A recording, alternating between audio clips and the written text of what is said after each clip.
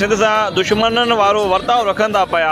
हितां जी जे शुरू में ॻाल्हि कंदासीं त मेदिनियात सभु हिननि वटि आहे। कोयलो, गैस, बिजली जी तयारी, उन खां पोइ जेके बि मटीरियल आहे उहो पंजाब में वञे पियो।